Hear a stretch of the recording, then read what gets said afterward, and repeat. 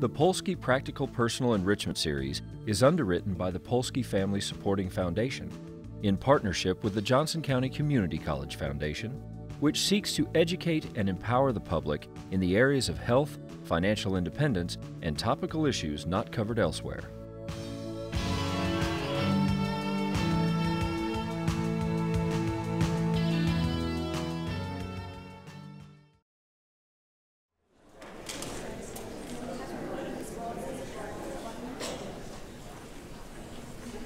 Good evening, everyone. Welcome to Johnson County Community College and welcome to Yardley Hall. We are pleased to have you join us for the Polsky Practical Personal Enrichment Series. My name is Doug Patterson. I'm a professor of astronomy here at the college. And first of all, I'd like to say I'm happy to see some of my students here. And if you are a student of mine or Professor Cook's, please make sure you sign the sign-up sheets out in the lobby. Because as you know, if your name is not on the sign-up sheet, you are not here. So make sure you take care of that. Our topic tonight is How Curiosity Changed My Life, featuring Adam Steltzner, the lead landing engineer of NASA's Mars Science Laboratory Curiosity rover project. Adam's work made international news in 2012 when his team successfully landed the Curiosity rover on the surface of Mars. In a few minutes, Adam will be out to tell us his fascinating personal story that led to an amazing career, and quite literally, how he went from rock and roll to rocket science. We probably have some regular Polsky series folk here in our audience, but tonight, for those of you joining us for the first time, the Polsky Practical Personal Enrichment Series was established in 1997 and is underwritten by Norman and Elaine Polsky Family Supporting Foundation in partnership with JCCC Foundation. These series seek to educate and empower the public in areas of education, health and wellness, financial stability, and other issues not covered elsewhere. We are very pleased to have the continued support of the Polsky family. In fact, we're honored to have several members of the Polsky family here this evening. They are seated right here in the middle of the auditorium. Let's give them a hand and thank them for their wonderful support.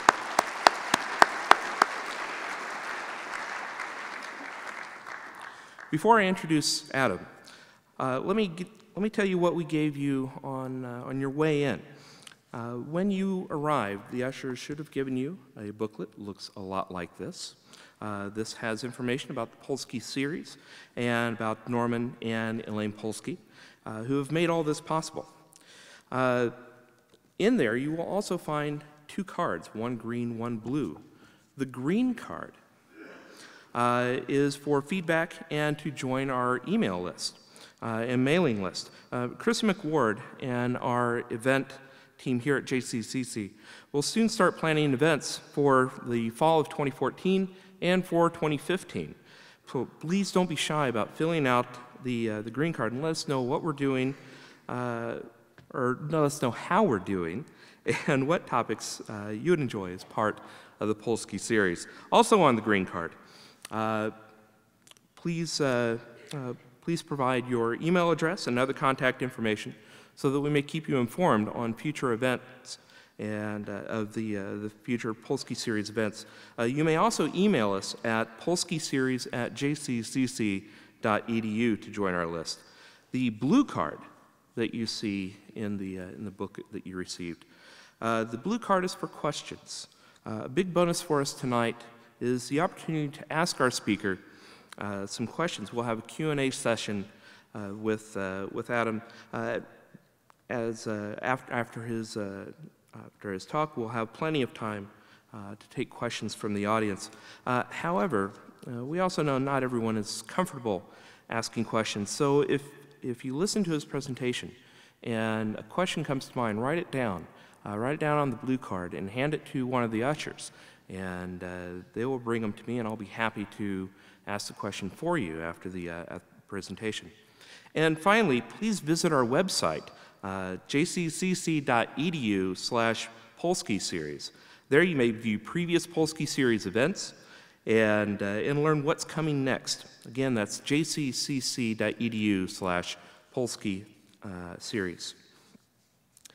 And a bit about Adam Steltzner. As Chief Landing Phase Engineer and Development Engineer or Manager for the Mars Science Laboratory, Adam Steltzner's job was to ensure that the intricately designed NASA Mars rover vehicle Curiosity landed safely. Steltzner was in charge of all the mechanical engineering elements of entry, descent, and landing for the 2014 Mars exploration rovers. Last year, he was amongst the scientists and engineers featured in the Nova episode, Mars, Dead or Alive. For the Mars Science Laboratory Curiosity rover, he and his team had to design, build, and fly the systems that at 50 miles above Mars slowed the one-ton rover from a speed of over nearly 15,000 miles an hour to deliver it safely to the planet's surface. Steltzner has a bachelor's degree from the University of California at Davis, a master's degree from California Institute of Technology, and a PhD from the University of Madison, Wisconsin. Please join me in welcoming Adam Steltzner.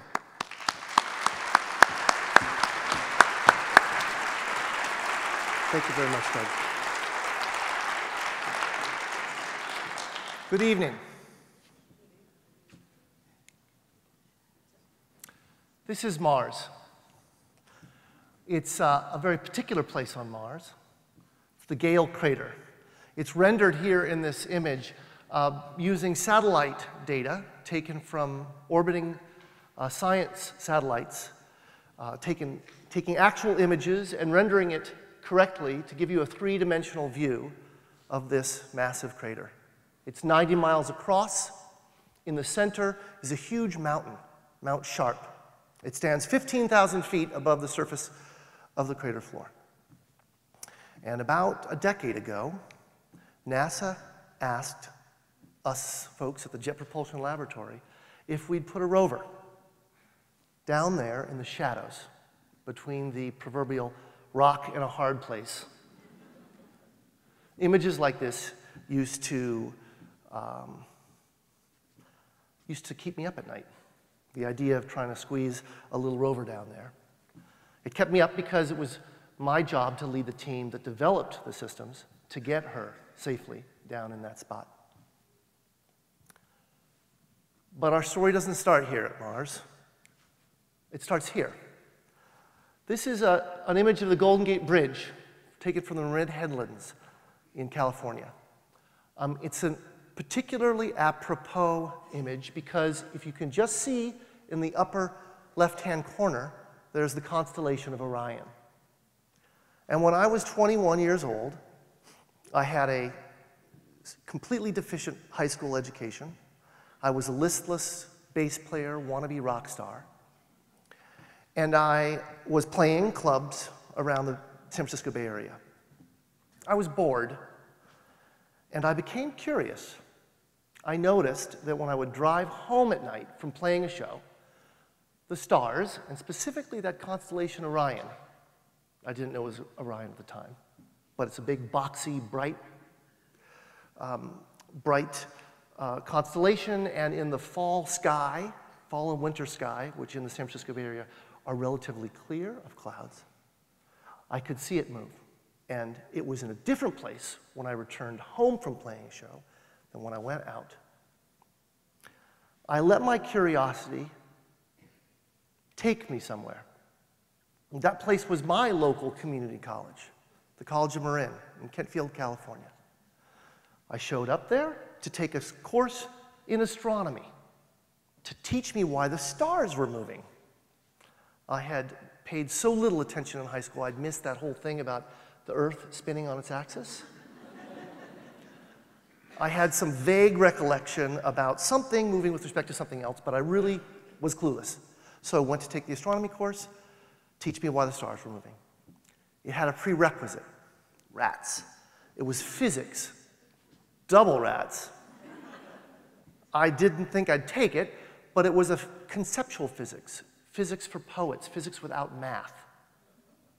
I thought maybe I'd survive. Well, I took that physics course, and because of the beauty of the community college system and a very gifted instructor named Stephen Prada, That changed my life. And doodle-doodle-doo, I'm landing stuff on Mars. If old Adam were asked to do current Adam's job, his head would have exploded. Thank God we never really know where our curiosity will take us. So I want to talk about curiosity and exploration. I want to talk about curiosity as the spark and exploration as the fire that burns from it. In some sense, my life is two parallel arcs of curiosity and exploration. The perhaps obvious of my professional life, what I do for a living, designing spacecraft, delivering our curiosity to the surface of Mars. But the other about my personal life, the arc of exploration I began when I allowed my curiosity to carry me to my local community college. Well, first, let's talk about Mars. For years, for eons, for millennia, Mars has interested and captivated us humans. When we looked up at the night sky, before we had aids to our vision, we looked up and we saw lights like Mars that moved differently. Something a little redder, a little fuzzier, it moved a little differently. We wondered if it might have life. With the early telescopes, we'd look up at Mars and we saw life. We saw canals and roadways, signs of civilization. Then we got better telescopes. We realized that those are natural features present on the surface of Mars. But we never lost the idea that maybe Mars was alive. And that's understandable. It's a profound question. Are we alone? Are we alone in our universe? Could our solar system harbor life? Could one of our nearest neighbors harbor life? Well, that's the question that motivated the prime act for NASA to ask us to put the Curiosity rover on the surface of Mars. And getting to the surface of Mars is a little tricky. If you want to go to the surface of Mars, you have to do 4 things. You enter, orders of magnitude, factor of 10, at about 10,000 miles an hour. For us on Curiosity, we entered at 13,327.4 miles an hour. That's fast enough. There's enough energy of motion, kinetic energy, to melt or vaporize the entire spacecraft. Super pore form. So you've got to wrap the spacecraft in a protective shell, we call it an aeroshell, and you coat that shell with a special material that smolders but won't burn. It rejects that energy and sheds it to the atmosphere. That slows you down a lot, to about 1,000 miles an hour. Certainly not slow enough to land on the surface of Mars, so we open up a parachute. In our case, the world's largest supersonic parachute, and we open it up about Mach 2, a little under Mach 2 on Mars. That slows us down to a couple hundred miles an hour or so. Still not slow enough to land on the surface of Mars, so we go to rockets. Now this chain of things you gotta do if you're landing anything bigger than a bread box or smaller than a house. So we've done them before. And depending on how good the rockets are that you have, how sensitive they are, if you can throttle them, if you've got good sensors that can look at the ground, that rocket system takes you all the way down to delivering your spacecraft to the surface of Mars at somewhere between 1 to 10 miles an hour or so. That last gentle embrace, that kiss, that bump into Mars. In terms of that arrival kinetic energy, which I referred to, that energy of motion, there's less than 1/1,000,000th of a percent of the arrival kinetic energy when we land. And yet, that touchdown system, the system that does that last contact with Mars, was in some ways one of the most difficult things for us to do. We were going to have to innovate. Although we'd done these 4 things before, we were going to have to do them better than we'd ever done before. And we're going to do that for several reasons. One of which, we're going to have to hit the nail on the head, the bullseye, much better than we ever had. This is another image of the Gale crater. This is now shaded relief. Orange is high, blue is low. You can see the crater rim in the edge of the image, and in the center you can see Mount Sharp. And what we've done is overlay the uncertainty ellipses, the landing footprints, the places where we may miss, for all of the successful missions to the surface of Mars. And as you can see, over the years, starting with the Viking landers of the late 70s, we've gotten better. But to land Curiosity down on that safe blue region, we are going to have to do a whole quantum better again. On top of that, when we got her down in that safe place accurately, we weren't just going to land any rover. We were going to land the biggest rover we'd ever sent to another planet. This is the family portrait of the rovers that we sent to Mars. From left to right, it's the Mars Pathfinder, 1997 Mars Pathfinder mission, the Sojourner rover. Little tiny rover about the size, a little smaller than a microwave oven. Mars Pathfinder was a very important mission. You know, we went to Mars in the 70s with Viking. These were fixed landers, three-legged milk stools that landed on a couple spots on Mars and stayed right where they touched down. They were sent with a fairly specific mission, which is to determine if Mars had life. And that question of life is actually very, very difficult to answer unambiguously. And in fact, we did not get an answer that was unambiguous from Viking. And we spent a lot of money on Viking. I can't tell you how much money was spent on Viking because back in the 70s, while we were in the space race with the Russians, we didn't keep track. Those were the good old days. But if you back calculate in today's dollars, something in the $5 to $10 billion to put the 2 Viking landers on the surface of Mars. And at that cost, without the ability to give unambiguous results in the science, it would be 20 years before we would return to the surface of Mars. In the 90s, the NASA administrator, Dan Golden, asked us if we could do things better, faster, cheaper. The idea was embrace risk, allow for failure, but maybe explore at a massively reduced cost. And that's exactly what Pathfinder did. It wasn't pathfinding the way to Mars. We knew how to get to Mars. It was pathfinding a new way to do business going to Mars. It made it to the surface of Mars for $350 million. An order of magnitude, a factor of 10 less in cost. And that buoyed up our desire to explore.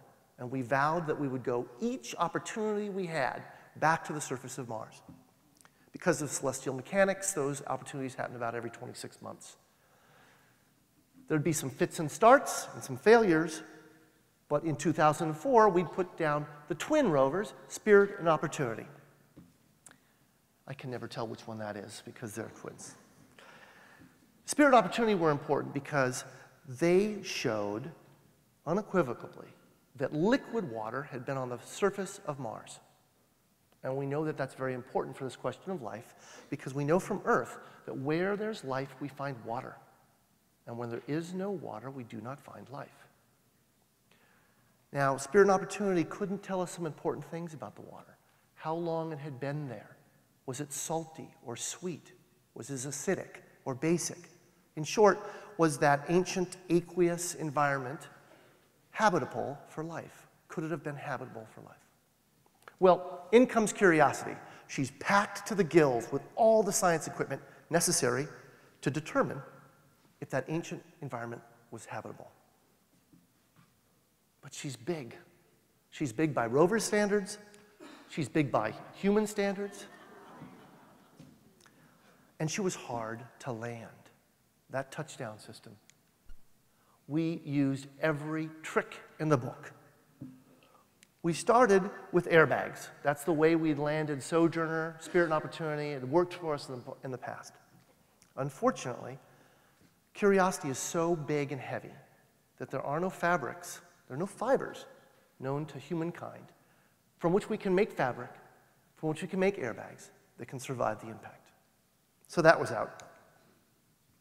We thought about going back to the legged lander approach, the sort of a Viking three-legged lander, just put the rover on top, have it drive off, give it some ramps. I mentioned that there were some fits and starts. Well, we had a failure, the Mars Polar Lander in 1999, and as we did the failure analysis, we re-familiarized ourselves with how tippy rovers are and how legged landers are, and how sensitive they are to uncertain terrain. You put a 1-ton rover on the top of them, they get tippier still. So that was out. We spent some time trying to fix the tippy problem by splaying out the legs, adding more, 6 legs, big, open wide like a water skeeter, allowing the vehicle to belly flop. Now, unfortunately, the propulsion system's in the belly, and it has toxic and frequently explosive fuel. Exploding on touchdown, also considered very poor form. So we ended up armoring the belly to protect the propulsion system, and the vehicle got so heavy we couldn't launch it from this planet. So then in the summer, late summer of 2003, we gathered together all the folks who had worked on Mars landers and sat in a room, a not well air-conditioned room at the Jet Propulsion Laboratory, and we thought about all the ideas we had in the past. We sort of cut and paste ideas, see if we could make a collage of concepts that we could use to come up with something new that would work. And we emerged from that room with this. We called it a direct placement at the time because we directly placed the payload on the surface. It became called the Sky Crane very quickly. And we knew 2 things when we emerged from that room. One, that we had very sound engineering principles that led us to like and even love this solution. And 2, that every time we'd speak of it, we would lose our credibility. Because people would look at it and they would say, that's crazy. In fact, I even developed a little saying that I'd make before I would mention the Sky Crane. I had to go and give many presentations to managers all the way up and including the NASA administrator, and I would start with this little saying. Great works and great folly may be indistinguishable at the outset. It's kind of a fantastic nuclear platitude. It's true. It leads anybody who you say it to believe that the next crazy thing out of your mouth might just be great. Now, the problem with that is that crazy also looks crazy. And so I was left, the team was left with a feeling, have we convinced the world that this is a good idea and it really is just whack? Our insecurity was compounded by the fact that you cannot test our landing system on Earth. The vagaries of the different atmospheric pressure, atmospheric composition, the gravitational pull of Earth all mean that we can't build a test that accurately represents the landing experience. So we must do it by analysis. And the trick about analysis is, especially computer models, which we used a lot of, they only answer the questions that you ask of them. If you omit some physical phenomena, some behavior, some attribute, because of a lack of imagination, the computer model won't tell you that you've missed it. It will tell you the answers to the questions you've asked. We made lots of pen and paper models, starting from basic first principles all the way up to very complicated computer models. This is a simulation, one of millions that we ran. Here we're landing the rover on a slope that's 35 degrees in slope and so slippery that the rover can't even drive on it. And yet, we can land her. Simulations like this sort of void our confidence. But we still had this nagging question. Does it look crazy? Because it is crazy. And so, August 5th of last year, we had to cross our fingers and wish for the best. These are the first images from a new place in our solar system, a place we hadn't seen before.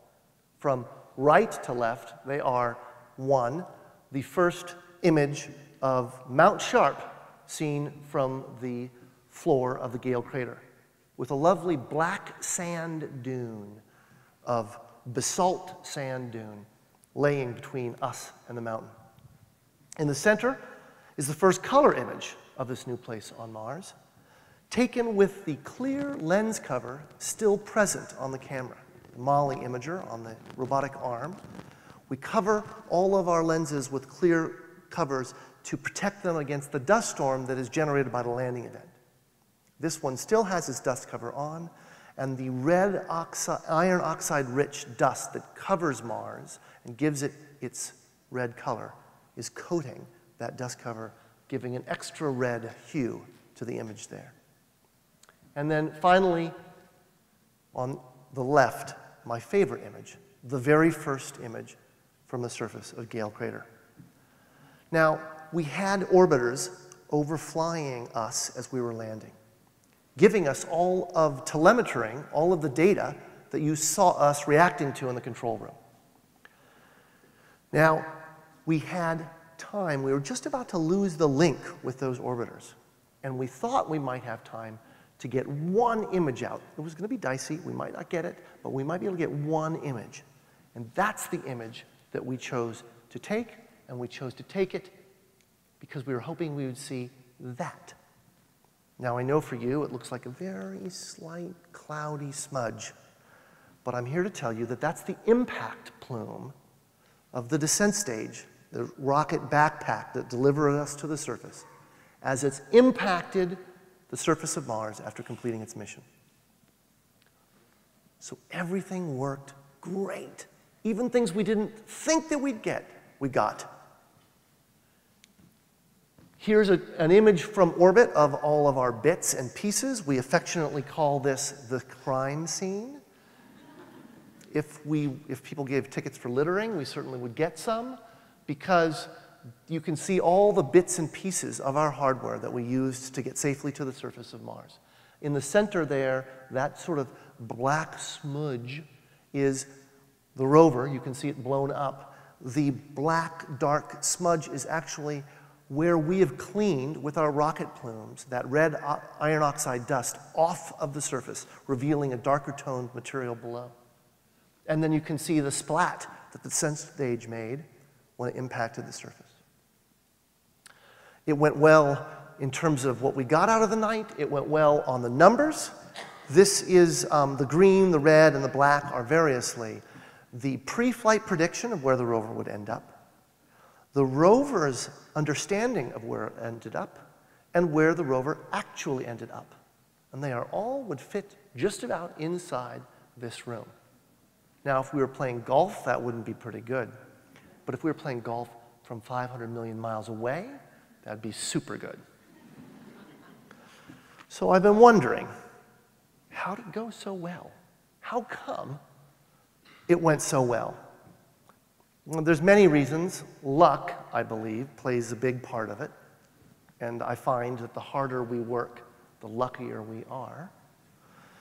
But I think a huge part of it comes from this: an absolutely fantastic team of people who worked together in sort of an unparalleled fashion. We had academia, industry, many NASA field centers all pulling together to make this mission, to make the landing system work.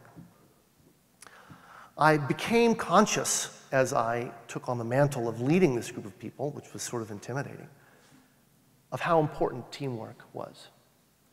And I found a great story of Enrico Fermi, one of the fathers of atomic physics. Evidently, when they were going to do the first fission reaction, controlled fission reaction, sustained controlled fission reaction at the University of Chicago, they had control rods in place, and they were starting to remove. There were 3 rods they had to remove, and they had removed one, and they were partially removing the second. And as the story goes, Fermi looks at his pocket watch. He says, "Stop. It's lunchtime." They put the rods back in. They sat down at a big table, as they did every day. And they enjoyed each other's company, had fellowship with one another, strengthened those human bonds that make us capable of working so well together, And then after a good meal, they'd revolutionize our understanding of the universe. I so liked that story that I put a meeting on the calendar for the landing team called Lunch with Enrico. It blocked out an hour of the day where no other work meetings were allowed to happen. It reserved that time for us to go together, sometimes in 1s and 2s, 5s and 6s, sometimes 25 on a large table with a couple of bottles of wine. Enjoy each other's time, enjoy each other's humanity, build the bonds, and help us do better work together. I think it worked. I know certainly that we had a really, really good time doing what we did. And so I will always hold this team and that experience very near and dear to my heart. Now, unfortunately, or fortunately, I guess, there's more to this story than just landing the rover. In fact, this brilliant team, on August 5th, we were getting high fives, and everybody wanted to be our friend, and by August 7th, people said, "Thank you very much. Go find a new job." So these guys were all off the job, including me, and it was now on to a different part of the mission, the whole surface mission. The rover's not just put there to land, it's put there to do something after landing. She took a picture of her belly to make sure she was clear, wasn't sitting on any rock, then imaged where she wanted to go. We went to the Gale crater because of this, well, let me give you a zoom in on that. Because of this region in the foothills of Mount Sharp, the XRISM instrument aboard the Mars Reconnaissance Orbiter had spotted the spectra of clay-rich minerals in the foothills of Mount Sharp. And those are formed in the presence of water. And so we came to Gale Crater to climb up the side of Mount Sharp and go look at these water-rich minerals. But the sign of any good exploration is that when you have a plan, you ball it up and throw it away as soon as you hit town, and that's exactly what the scientists did. Because going to the foothills of Mount Sharp in this image would be straight down, and the very first thing they did was move straight to the right, orthogonal, at right angles to the plan, because they'd seen something over there that attracted them, that they hadn't noticed before until we landed. This collection of different colored materials coming together, and the possibility that some of those materials had bedrock. So immediately the rover started moving over there, and very quickly she found herself a riverbed, which was a big deal. Remember I mentioned that Spirit and Opportunity couldn't tell us how long water had been on the surface of Mars. Well, on the left is an image of this conglomerate, this collection of rocky pebbles that have sort of been cemented together, which is caused by, the geologists tell me, a riverbed. And on the right is a picture on Earth of a riverbed, so you can compare the two. And the rounded nature of those rocks meant that water not only flowed for a minute or a day or a year, but thousands of years to round those rocks. So now we know, very quickly, we figured out that not only was liquid water on the surface of Mars, but liquid water on the surface of Mars for a long time. We moved on to fantastic other sites. This is sort of looks like a mud flat, a frozen, dried out mud flat. And we would, and I'll talk about that, we did some science on that. But we didn't just look, and we haven't just been looking at Mars. We've been using the rover to see the moons of Mars in a way that we'd never seen before. That's Phobos and Deimos up top. They're two moons that circle Mars. And this is Phobos lunar eclipse, or solar eclipse, rather, a solar lunar eclipse. Very hard to catch because Phobos transits that image of the sun in about 10 seconds, and yet we got those images. And we're doing great science. So at that site that looked like a dried mud flat, we cored into the mud. We brought out stuff that wasn't that iron oxide-rich red color, which is the sign of oxidation, but a greenish blue, which is the sign of reduction, reductive chemistry. And we took the powder from that and put it into instruments inside the rover, and the data from those instruments led the scientists on Earth to conclude that, in fact, that ancient aqueous environment on the surface of Mars had been, would have been, habitable for life if life existed. So we keep on asking Mars if it's alive, and it doesn't say no. It keeps saying maybe, which beckons us to ask again. So she's there. She's on Mars. Our Curiosity, a beautiful rover named Curiosity, named by a young woman, Clara Ma, who grew up not far from here. She's sitting on Mars, but I'm left with a question. Why do we do this? Why do we spend billions of dollars, 10 years of my life, 10,000 people around this country worked on this, 37 states. It's a huge effort. There are many millennia of human effort involved in this. Why do we do it? Is it a practical thing to do? I don't know if it's a practical thing to do. In fact, when I start to think about the things that us humans do, even building beautiful theaters like this, I start to wonder, what is practical? I get confused. I know a few things that are practical. This is practical. That's a 737-700. It's operated by Southwest. It flies from Burbank, where they still use air stairs, so I can take a selfie of me in a 737. And it flies to Houston Hobby Airport. It does that once a day, each way. It takes 3 hours to make that trip. I go down to the Johnson Space Center frequently. That trip takes me 3 hours. When my mother was my age, that trip would have taken 3 days. When her mother was my age, that trip would have taken 3 weeks. Jet air travel has revolutionized the way that we live. It revolutionizes the way that goods and services are transported across this nation. And our understanding of what is foreign has changed massively due to things like high-speed air travel. But if you look at early examples of exploration of flight, there seems to be nothing practical in them. In fact, early flight looks awkward. It looks very impractical. It seems that people are trying to explore the heavens despite the impracticality. It's injurious. Early attempts are frequently humiliating. And all too often, people paid with the greatest of prices. But we kept at it. Unreasonably, impractically, we kept at it. And eventually we tamed the skies, even though for years, air travel would be very, very risky. So we don't do it because it's practical. Practical things may come out of it, or they may not. But we do not do this exploration because it is practical. Do we do it for the science, for the pure science question?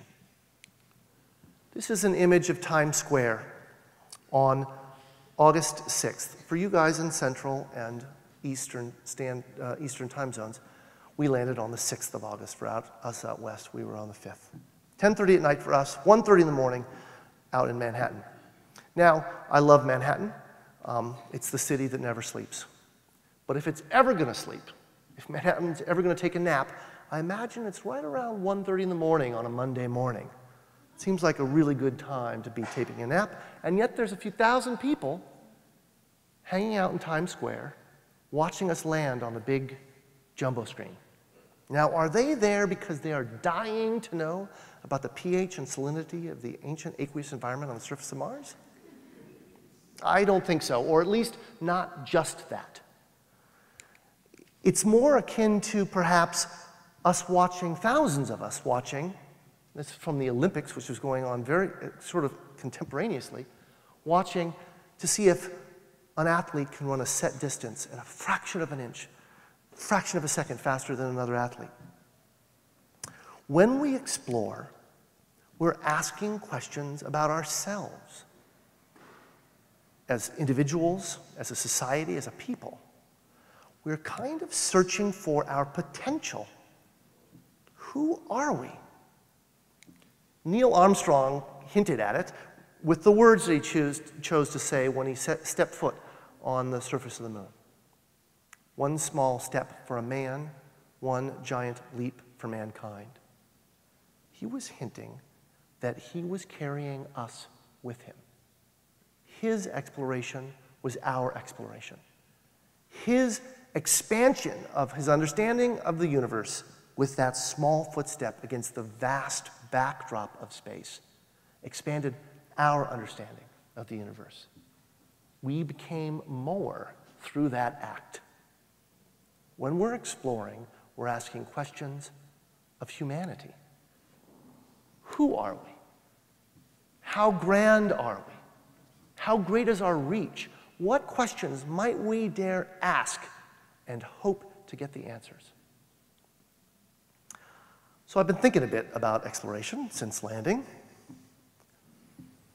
And I've come to recognize that we human beings are an odd set of creatures.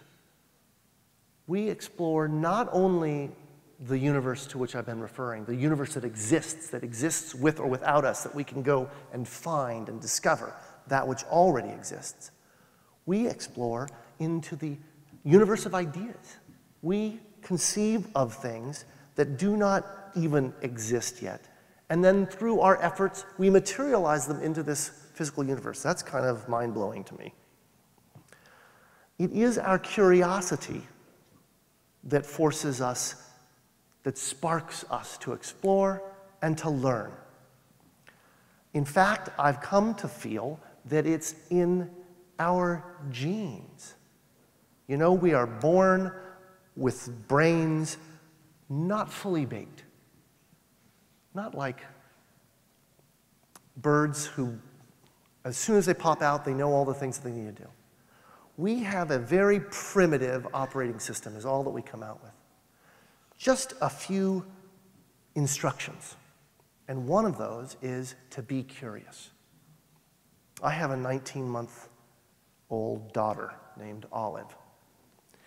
And she is, as her school's instructors call all of the kids in her class, little scientist. Because she is just doing experiments on the world around her, trying to understand how it works. We are born with no understanding of our world or our universe, but with these primitive instructions that drive us to assemble an understanding of the world around us. That is what forces us to learn, creates our understanding, and drives us to explore. And it's in our genes. So what's next in exploration for NASA?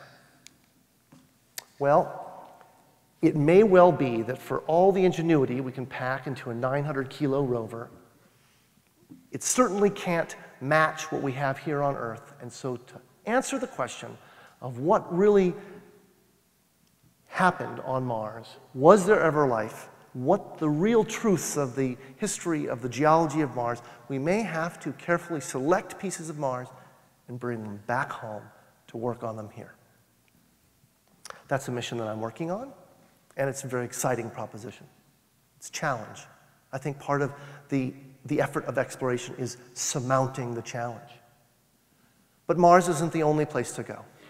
Europa, the ice moon of Jupiter, it's an ice crust, a liquid ocean, a rocky core, the gravitational pull of Jupiter and the tides exercise that rocky core, generating heat. That's what keeps the liquid ocean a liquid and allows energy present for life to form with a protective crust of ice to protect against the radiation environment of Jupiter. Now, I'm not an astrobiologist, but I drink beer with astrobiologists. And they tell me that Europa is the best bet of a place in our solar system for life to be present today. I'd love to put a lander on the surface of Europa. And Europa isn't the only interesting icy moon out there in the outer planets. Titan, sort of a water world with methane lakes larger than our Great Lakes. I'd love to float a boat on the surface of one of those lakes, a robotic boat. I don't personally want to go there. But if, as I essentially am stating, if exploration is a genetic expression of ourselves, if it is an act of humanity, it makes perfect sense that humans should be involved in it also. So one day, perhaps, we'll take humans, and in a vehicle like this is an artist's rendering of a possible design for a Mars transfer vehicle that would take astronauts from Earth orbit and put them in orbit around Mars, and then we would land them on the surface. I'd love to help get human beings to the surface of Mars as an expression of who we are and what we may be able to do. So this image doesn't do the same thing to me that it used to do. It used to make me nauseous. It used to make me wake up at 2 o'clock in the morning, worry about things. That doesn't now. It gives me a sense of pride, certainly. It actually makes me feel a little humble, because to have been part of such a big thing. But it also leaves me with a question of what's next for me. You know, my curiosity disturbed me several years ago when I was a young, listless bass player. It dragged me to what would become a physics course and change the course of my life. Where will my curiosity take me next? How might it change where I go or the questions I ask? What will my curiosity do to my life? Where will your curiosity take yours? Thank you for your attention.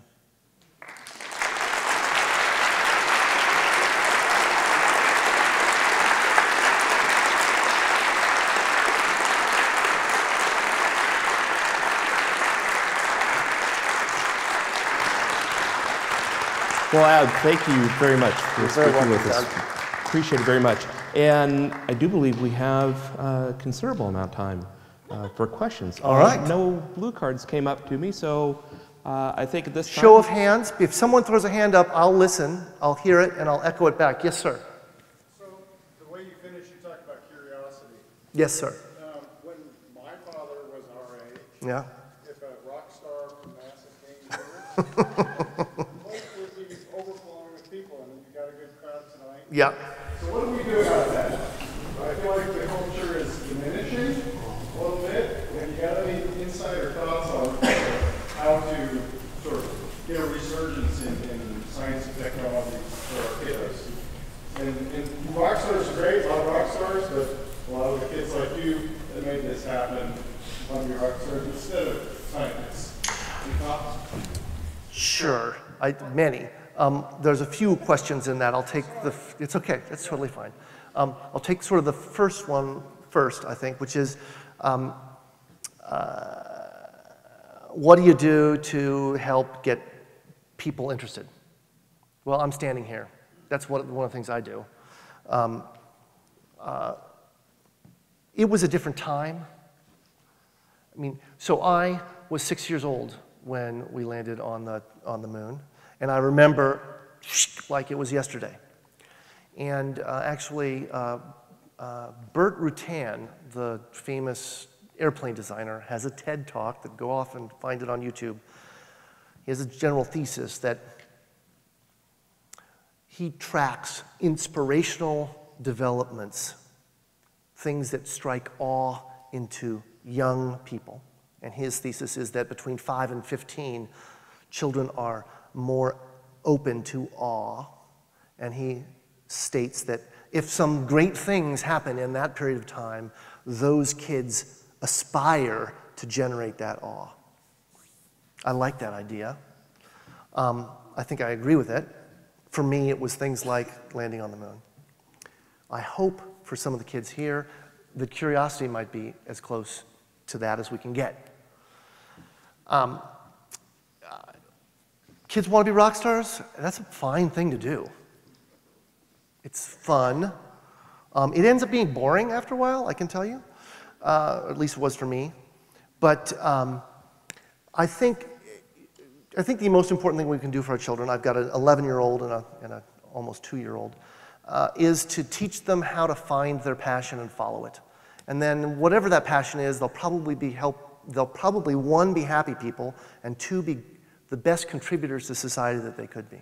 And some of them may be scientists and engineers, and some of them may be artists. And I'm at peace with that. Yes, other questions? Yes, sir. So you were saying on your delivery systems that you couldn't use the airbag method because of structure, effectively? Because we don't have fibers. Literally, we're using the world's strongest fibers, which is PBO, Xylon, and Vectrans. Curiosity about the largest thing we're going to be able to land there with today's technology? No. The sky crane that we did use, the method we chose, is, we think, scalable up to larger, much larger sizes. And you could imagine that if you get to be putting really big things down, like things the size of this room, or half the size of this room, that have lots of people in them, if you wanted to do that, those aren't going to general, rough, unimproved landing fields, just like we don't land jet airplane. Jet airplane would not land on a dirt road, but a Piper Cub would. So I imagine that if I were a human, if I were the first human about to land on Mars, I would want that spot that I'm going to be landing on Mars to have been flattened and leveled and fixed up by a set of robots. I'd like them to write "Welcome to Mars" in it with radio beacons, maybe even have a little habitat ready with an espresso maker and all set up. Yes, sir.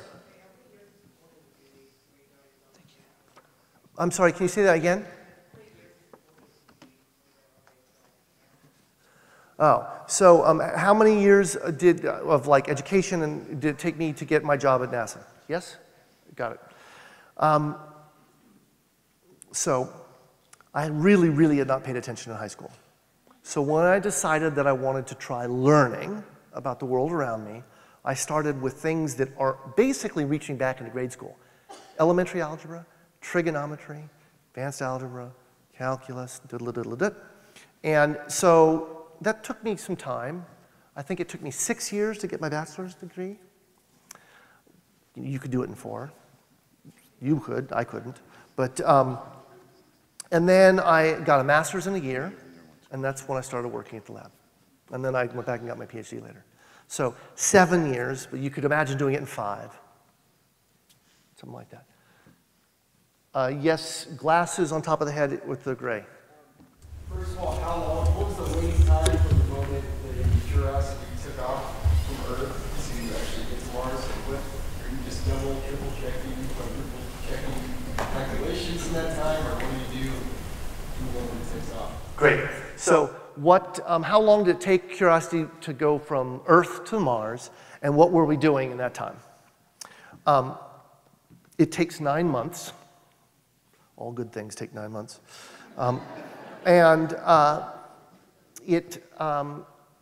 We actually launched her with a pretty crude version of our landing software.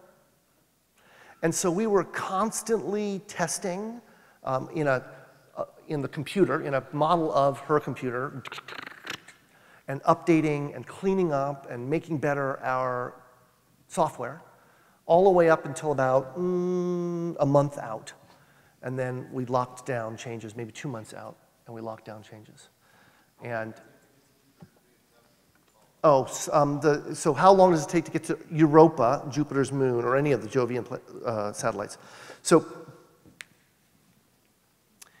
with the rockets that we have today, they don't have a lot of oomph. We have to be very crafty, and we have to go like around Earth, and then Venus, and then Earth again, and sort of slingshot our way out. That takes about 7 years. Yeah, that's a drag, huh? Now, if we use a very large rocket, where actually the US is planning to build one called the SLS, if we use a rocket like that, we can get there in 3 years. It's still a long way out. Yes, little kid at the end. But I have a question. How awesome is it to work with NASA for 3 years? Because I want to work with NASA when I grow up. Well, how awesome is it to work for NASA? I would say, on a scale from 1 to 10, it is, as they say in Spinal Tap, definitely an 11. It's very, very awesome. It's super awesome. In fact, if I were a mega billionaire, I might pay lots of people to go to the lab with me and let me do the work I do for fun. That's when you know you've got something good when your work is play. When play and work are the same. Let's try something over here if there's anybody over. Yes, all the way at the end, and then I'll come back to you. Yes, sir. Yeah. Space station. Yes, like the International Space Station. Mm-hmm. How important is it for us to have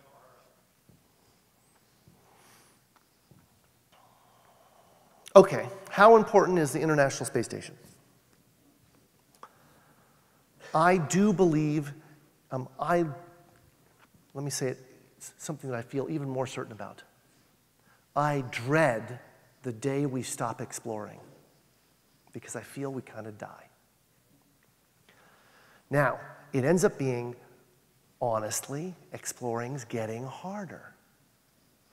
It was pretty tough to cross the Nile, a little tougher to cross the Mediterranean, substantially harder to cross the Atlantic, maybe not much more difficult to cross the Pacific, but you get where I'm saying, right? The moon was tough, but it wasn't as tough as Mars, and it gets tougher and tougher as you go out. So I understand that part. That's a very real, practical thing. But I also don't want to die. I don't want our spirit to die. So, I mean, I don't know what to do about that, honestly. And so the question, I'm going to answer your question with another question. How important the International Space Station is for me is related to how much exploring we're doing via it. Sir, you, young man.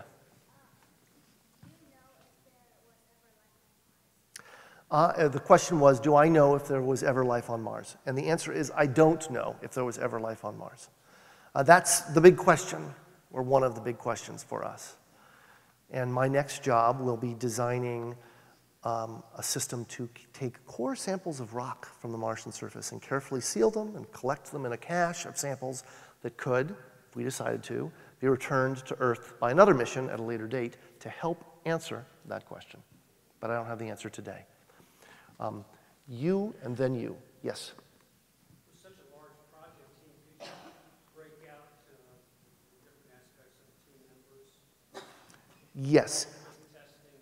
Great. It's a large project team. Can I help give a breakdown or some map of what the team looked like? So we had, at the Jet Propulsion Laboratory, 3,127 people, I think, if I'm reading something back in my noggin here, was what the total number of people who charged to the project over the span of the project.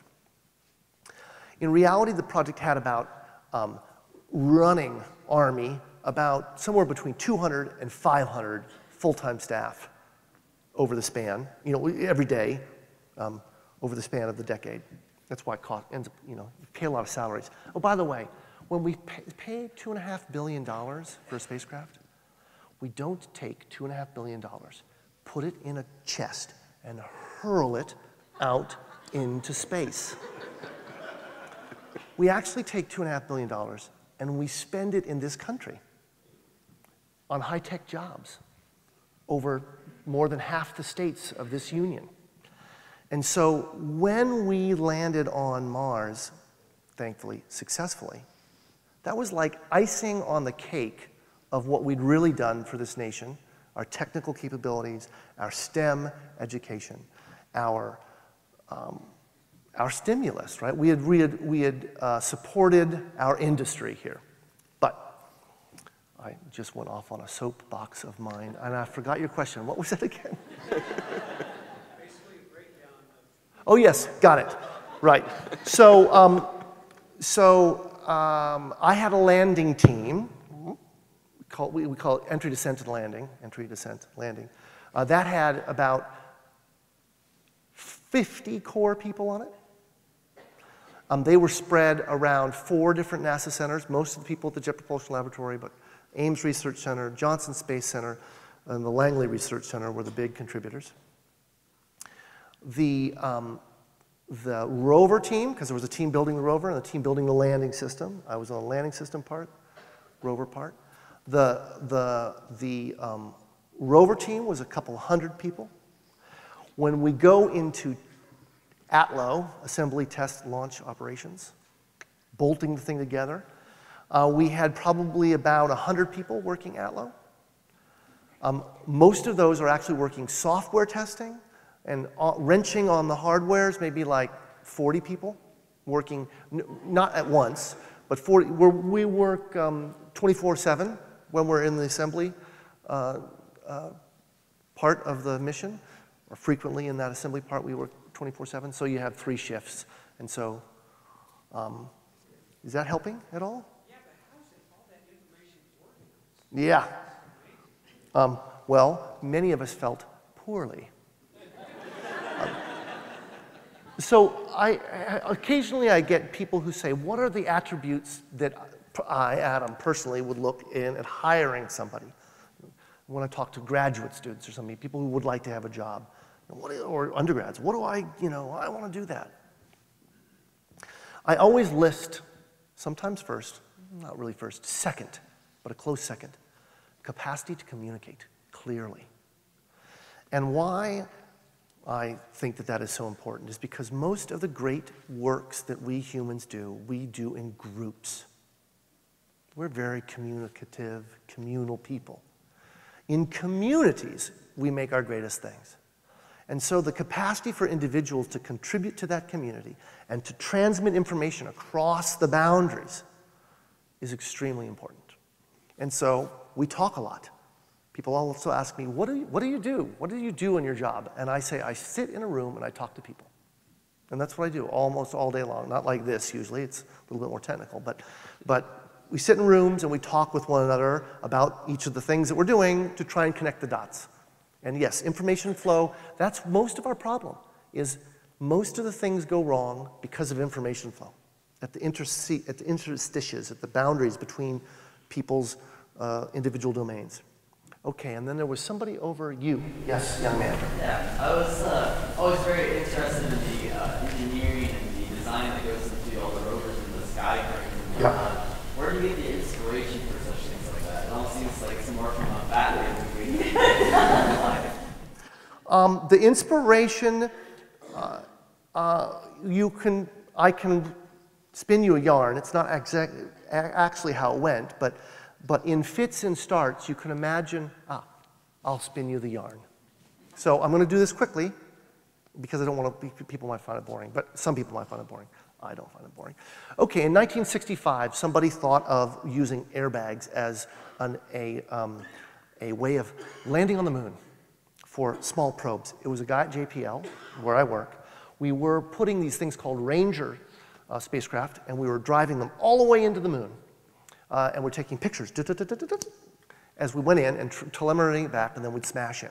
And then we were doing this to prepare for the Apollo mission, for humans going. We started to want to protect these things so they could transmit a little bit after impact. And so we started building, believe it or not, balsa wood, crushable impact attenuators. And somebody came up with this idea, what happens if we put it in a big balloon, and as the balloon compresses, when it comes to full compression, we magically pop the balloon, boop, and bloop, the thing just falls down. Now it ends up being, we've tried that a lot, and it's impossible to really get that to happen right. But the idea of airbags starts in 1965. The Russians used the idea for landing on Mars, and they use it underneath a big parachute with a long tether to keep the parachute from landing on the airbag lander once it landed. Now, unfortunately, the Martians were never really successful landing with that technique, but that was the idea.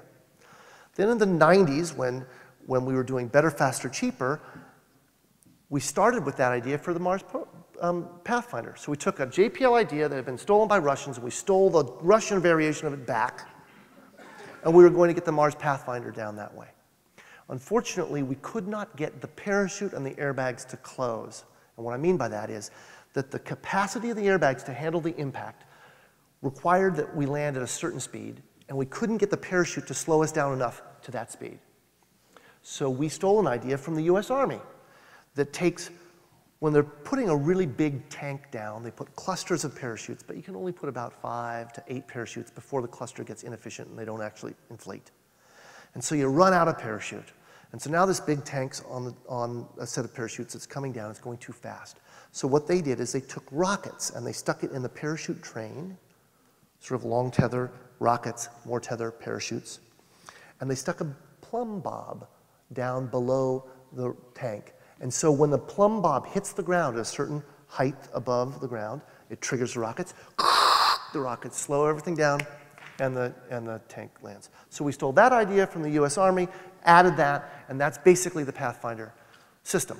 Now, you say, I got a big fat rover, I'm trying to do a better job with this. Well, I stop using solid rockets that just turn on, and I start using throttleable rockets. And I don't use a sensor like a plumb bob that just tells me how close I am. I use a radar that senses my velocity and all the different dimensions of the thing. And then I notice that I've bought all the complexity in engineering systems to turn the velocity down, turn the speed of impact down, so that I can make airbags work. But I've got more room on that knob, and I can keep turning the speed down until I don't have to have airbags at all. Now that could have been the way that we thought about the sky crane. It wasn't, but that is a nice kind of imaginative, all of those things are correct, but I've assembled from cuttings on the editing room floor, pieces of film, and made a nice consistent intellectual arc. It was fits and starts, not realizing double, there was all sorts of mistakes in there, it took a lot longer, but that's basically sort of an in retrospect, it was kind of evolutionary, although it looks a little revolutionary. Any other questions? Yes, ma'am. When we go to humans on Mars, do you think like the landing will be mimic what we do with Curiosity, or will we mimic what we do with Apollo? Great. Question, would we use the sky crane or a legged approach like the lunar lander? Well, I think that, again, as I mentioned, if I'm that first astronaut, I don't want to be landing on rough, uneven, uncharacterized terrain, which is where the sky crane really shines. The sky crane can deposit a payload anywhere. It doesn't care. As long as Mars holds the weight of the payload, it's done. It's like, okay, I'm out. But so if we're flying to something that's a nice prepared terrain that says, welcome, Adam, enjoy Mars, then we could use a legged lander much more successfully. So we probably would use a legged lander. I don't know. Haven't thought long enough on that subject. Yes, sir. Adam, you have really cool hair. Thank you very much. Years of practice. Do you still play the bass guitar? I still have my bass guitars. In fact, I made this realization last night. I just finished building a shed. Nice, like you could call it a studio-ish shed. It's got nice windows, and it's on the way to being insulated and finished in the backyard. And the last time I played my basses is when I packed them into the shed in the backyard, which is about a month ago. Just as I was moving them, I'm like, oh, click, click, whoop, that's sort of fun. Click. So I don't play out with people right now. I've got a little baby and a tall daughter, getting taller, and a very full life. I get to talk to people like you guys, which I enjoy very much. So, but I'm not giving it up, and I'm not throwing them away, and I look forward to the time in my life where I'm back there. Yes, sir. Yep, you. How would you account for anything unexpected that happened during the flight? Like if something were to collide with the rocket, or if something we're just going to miss? How do you account for something unexpected to happen? Great. So how do we account for something unexpected? There's two flavors of unexpected. There's unexpected that we should have thought of, and the unexpected that we are willing to not think of. Let me talk about the first one. Before we landed, people would ask us, especially me, very frequently, what am I most afraid of? And the answer was slightly flip, as almost everything that I say is, and was specifically this: I'm afraid of the thing I don't know to be afraid of. We have a long list of things that we're worrying about. We have an incredibly talented team. We find new things to worry about. We beat the bejesus out of them until the risks are low, and we move on looking for others. And so it's not going to be one of those things on my list that's going to get us. It's something that we don't have on our list because we don't have the imagination to see it. Now, if that thing is a meteor colliding with us as we enter, we weren't supposed to make it. I'm willing to just bow to that one. If it's that we forgot to put a period in a line of code or something, or effed up something like that, that's not okay. So, so in that former category, the ones that we should have reasonably predicted and we didn't, those were the ones I was worried about. Acts of God that come out of the blue, that, you know. Yes, sir. Given the importance of the human communications in your business, yeah. What do you do to try to assure that you don't have an O-ring mistake? Well, great question. So given the importance of human communication in our business, what we do to make sure we don't have an O-ring mistake? It's a great one. I'm going to say some more words about O-ring mistake because there's a fair amount of information implied in that statement. This is the shuttle Challenger disaster where O-rings were embrittled by cold.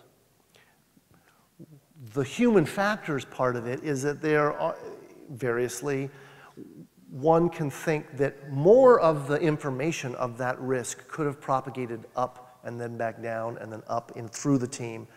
Then it's easy in hindsight to feel, and I am one of the people who feels this way, that we should have been aware of that risk. We could have been aware of that risk, but we didn't. The communication wasn't there. Now, one of the main reasons that the communication wasn't there, according to the Columbia Investigation Board, the CABE, was that there was a kind of hierarchical tendency to suppress bad information. One of the things I absolutely love about working at the Jet Propulsion Laboratory, as opposed to perhaps another NASA center, is that we have a kind of unusually flat, frank, and intellectually aggressive culture. So anybody, and in my team, I absolutely encourage anybody to attack anything that I'm saying. By the way, I give you all of that. I give all of you that license. So that's what we try and do. And it means it's a very free culture to work in. You feel very, intellectually free. You can say or tell your boss you think he's not so much like that, but maybe using slightly different words. But so that's what we really do. Really try and be. We're all really trying to get the same job done, and so you got to be really truthful about what the risks are, and you got to communicate that, even if it's something someone doesn't want to hear. Maybe we have time for maybe 3 more. I'm looking to make sure. Okay, yes, ma'am. We had 2. We put them on the card. Oh, okay, we got some cards too. We have some questions. All right, then we'll hit some cards for a while. How do you make sure that the Curiosity could maneuver on the rough terrain? Good. We test her. There's a gentleman named Don Bickler at the Jet Propulsion Laboratory who's retired now, but he invented the wheel system that we use, which is called the 6-wheel rocker bogie system. And we've been using that. We used it on the little rover, we used it on the medium rover, and we used it on the Papa Bear rover. And we've tested those a lot, We have equations that tell us how it will work, and then we confirm those equations with test, because you can make a lightweight rover and do the roving part, and you can get a pretty good test on Earth. The landing part, that's where it gets hard. But the roving part, you can test on Earth. So the tires are very confident, obviously, that you won't get stuck. Yeah, we're confident that we won't get stuck. Yes. Yeah, we're very careful not, we operate the vehicle sort of ridiculously conservatively. It's very frustrating for the engineers that designed the vehicle, because we're like, you can totally drive over there. And the operators are like, no, my God, no, I'm gonna go. It's like driving with my mother.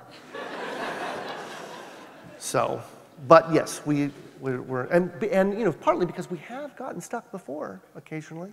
Usually that's when we make a mistake of our understanding of the terrain. We're like, oh, that's safe, and we find out that it's some very, very fine powder that we didn't think it was, actually Spirit.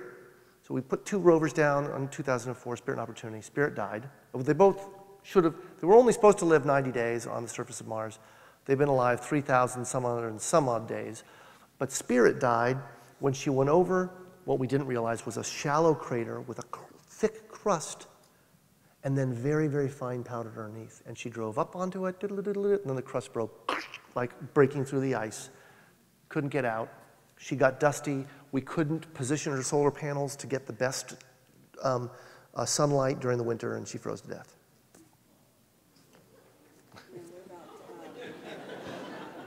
How long would it be, do you think, before we know about if there was life on Mars, and if we would ever be able to put life on Mars?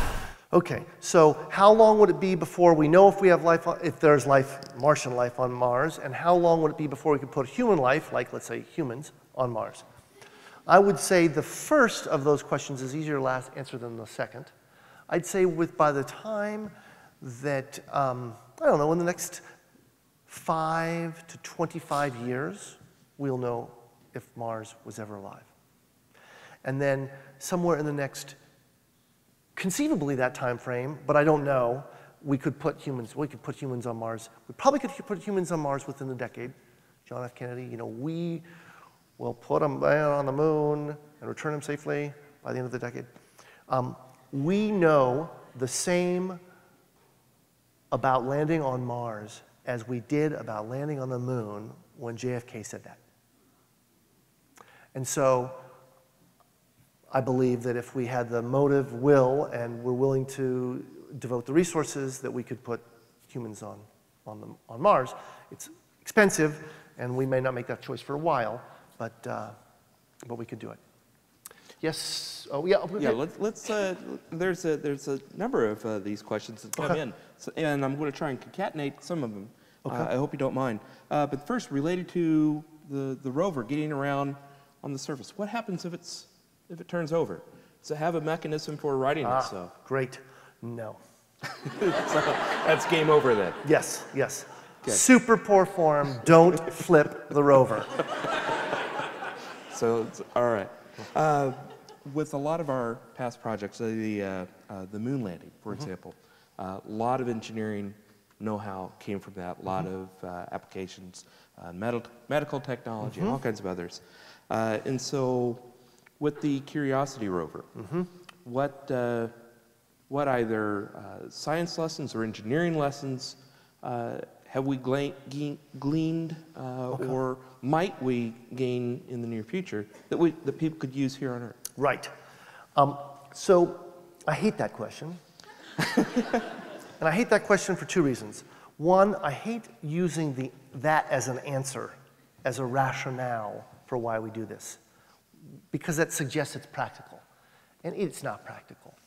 If you go back to Apollo, I offer, and you look at what came out of Apollo, some pretty fantastic things came out of Apollo. Faster computers, Teflon, we like that nonstick pan, Tang, and others. But if you add up those and you add up the price tag of Apollo, it's those are very expensive investments for Teflon and Tang. The spin-offs are happenstance. Sometimes we get lucky, right? The 737-700 is a spin-off of those wackadoos jumping off of cliffs with little bird-like wings. That was an awesome windfall of exploration, but we don't do it for that reason. In fact, because we try and do it on the cheap, and we do, and not to be because we'd love to spend more money, but we really are trying to get as much bang for the buck, we try very hard, I try very hard not to push the edge of the technical envelope or technology. We use Home Depot, not really, but we use very well understood, well exercised bits and pieces, and we may assemble them in a way that's novel and use them for a novel purpose. But we try very hard not to require ourselves to push the edge of the envelope of developing a widget, because that tends to be expensive. I thought this was a very interesting question. Mars has always been known to have ice caps. We can see them with the telescope. Yes, right. But we make so much about discovering evidence of water, liquid water on the surface. Ice is just frozen water, right? So why is everyone surprised? Good. It's about liquid water. Okay. Right now, liquid water doesn't exist on the surface of Mars. Solid water does. It can go into vapor and come back. So you can go, you can sublime, skipping the whole melting part, go from solid into gas and from gas back into solid. And that absolutely happens with CO2 and may well happen with water on the surface of Mars, but we don't have liquid water on the surface of Mars. We don't have liquid water on the surface of Mars partially, or actually substantially, because we don't have, the atmosphere is so thin that the pressure is so low that it could stand. We think that there may have been a time earlier in the evolution of Mars, like 3 billion years ago or so, where the atmosphere might have looked very similar to the atmosphere of Earth at that time. In fact, we think that Earth at the time that life started and Mars at the time that life may have started may have had very similar environments. And so Mars, because it sort of became desiccated, may be a way for us, and does not have rain, and all sorts of things that churn up, the plate tectonics that churn up and destroy the ancient record here on Earth. Mars might be a great glimpse into Earth and the solar system at the time when life first showed up. So that's why it's a big deal. It's about the liquid. Well, another question. In the video where we saw everyone so excited. Yes. And understandably so. It seemed as if we're watching this live, and the people in Times Square, watching this as it happens. Yes. But really, how long does it take to, say, get a picture back from Mars? Is there someone with a joystick there? All right, great.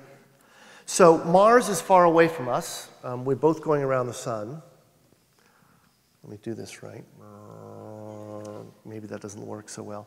But there are times when Mars is close to us and times when Mars is very far away from us. When it's as close as it gets to us, it's still so far away that light, radio waves, electromagnetic radiation takes 8 minutes to travel from the surface of Mars to the surface of Earth.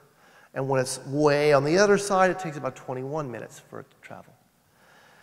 So when we landed, it took 13.8 minutes, call it 14 minutes, for the signals of the telemetry that was the signals of our success or failure to come to us on Earth. So when we first heard that we were kissing the top of the atmosphere of Mars, the rover had been alive or dead on the surface for 7 minutes. It takes us 7 minutes to go from the top of the atmosphere to the bottom, and 2 of those versions had already happened by the time we hear about it.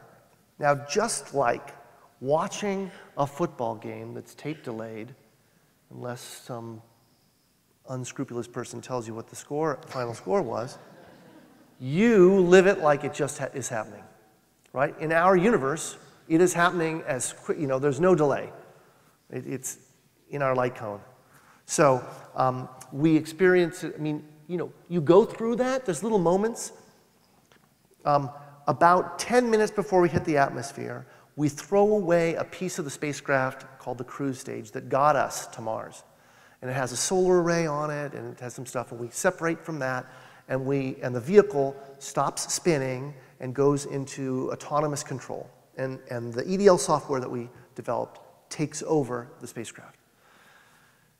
So there was this period of time, 10 minutes, between there and kissing the top of the atmosphere, where EDL's in control, so we're now on the hot seat, and yet we have no data because we turned away from the Earth. We're now in this autonomous thing. And we will be telemetering to orbiters, but we're actually above the orbits of those orbiters. So we now have no way, we're in a radio blackout period of time. And it was actually the worst part of landing night for me, because those 9 minutes and 40 seconds took forever. It seemed like forever. And you worry, you worry I'm not keeping track of it. You kind of don't want to keep track of it. You don't want to run down and say, now I should hear, because if you don't hear, oh my God. But then if you're not keeping track, you're like, oh my God, should I have heard already? So it was very anxiety provoking, but one of the things I thought about during that time was, I found some comfort in it. Well, it's already happened. It's either over or it hasn't, so I should just live with it and listen to what comes in. So, and then once we hit the atmosphere and data starts coming in, then you don't think about that delay at all. You're just living it real time. It's like maybe just the analogy would be perfect for the football game. So the pregame show, you're like, yawn, this happened 4 hours ago and I don't really care about it. Let's get to the game. But once the game goes on, you're in it. Other questions? Yes, sir. Thank you for sharing your ideas and thoughts tonight. I did have it written on a card, so I'll just read it from here. Okay. In terms of you being a musician, yep. Mars is actually a pretty big rock, so you are actually the king of rock. I'll accept that. Getting back to the human aspect, I'm wondering what sort of skills, mindset, attitude people will have that are, say, the first explorers of Mars, given that it might be a one-way mission for them. Yep. They're lying awake at 2 o'clock in the morning wondering what it's like back on Earth. Right. Great question. So what will the mindset, what do I speculate the mindset of early Martian explorers might be?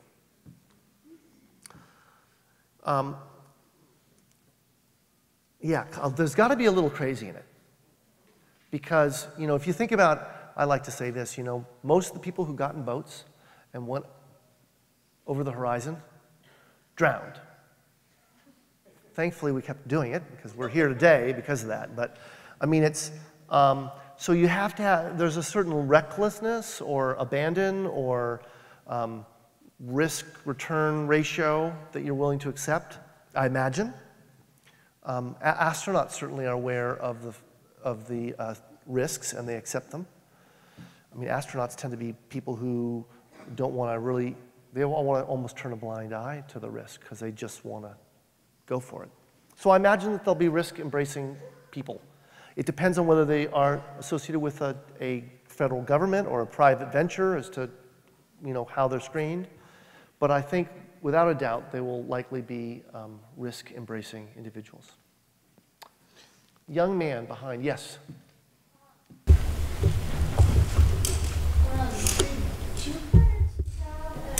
Last year, how long would it take to get there if we had the technology to do it? Got it. We have a mission called Kepler that is looking for planets outside our solar system. And we found, I can't keep up with it, thousands of potential, and I think 800 confirmed, and some that are only 12, within 10 to 100 light years away, that's relatively close in galactic scales. So how long would it take, the young gentleman is asking, how long would it take to get to the nearest of those? At 10 light years away, well, we travel at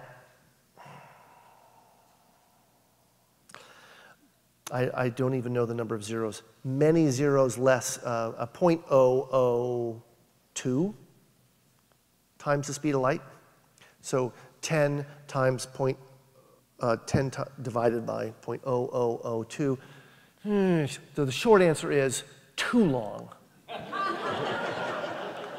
1, 2, 3, thousands of years, many generations, which is, there's all sorts of great science fiction written about that. Like, you know, you start here and you end up and you're different. They're different humans. You've evolved differently. Hopefully you're nice people.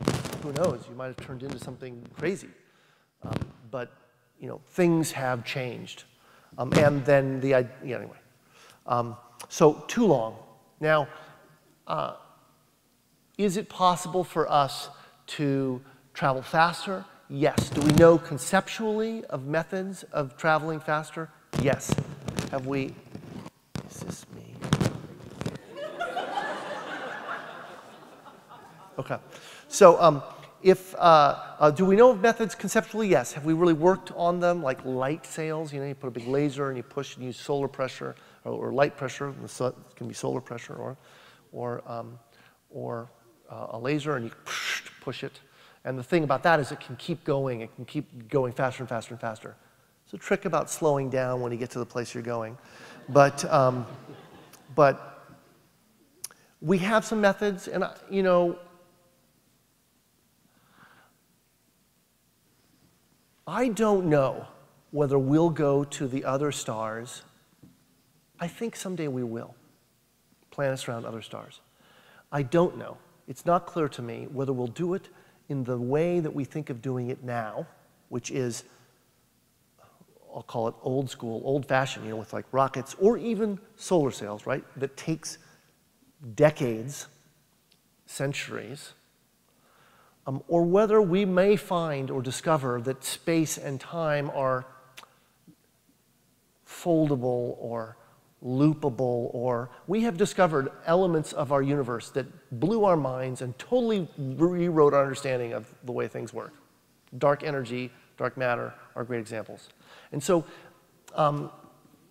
we may find something that allows us to go there without investing so many, many, many years. I don't know. But you're going to be at least as old as I when that happens. And that's old. Yes, sir, with the cat. So when you got out of high school, you call yourself not a good student. Yes.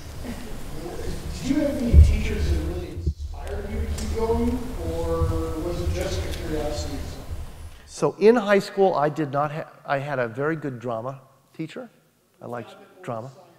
Oh, yeah, no, absolutely not. No, there's a very pleasant woman named, I don't know her first name, Miss Hunter, passed me from geometry with an F+ the second time I took it, because she just didn't want to see me anymore. So, yeah, I guess that was inspiring, but not perhaps in the direction that she wanted it to be. So it was a whole bunch of stuff came together in my life, my curiosity, my desire to actually try something, and that all came together in my early 20s. Yes, sir. And was that, building on what we asked, did that happen, was there a moment that you remember that happened, or was it a few weeks, a few days, was this driving from playing the bass and looking? So I can remember the night where I really finally saw, wait a second, I know that those stars were over there earlier and now they're over here. I can remember that night. I was going over the ridge into Mill Valley from Corte Madera, and I saw it. I was like, no, they're moving. I remember that night. I remember December 5th, 1985, which was my last official gig as a professional musician.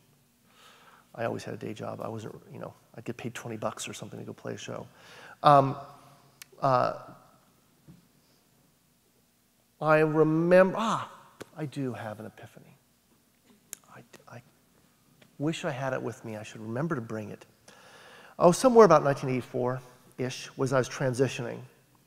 I needed a calculator for the trigonometry class. And being the person I was lusting after a HP 15C scientific calculator. It's a little sort of landscape format, reverse Polish notation calculator. And it was $80. And for a guy who works as an assistant manager at a health food store in Mill Valley, California, part-time, rides his bicycle over the hill to the community college to take classes, $80 was a lot of money. And so I had a sort of gut check moment where I said, are you really going to stick with this? Because you've picked things up and dropped things. My dad picked things up and let things go all the time. Are you really going to stick with this? And I said, yeah, I am. And I bought the calculator. And I still have it.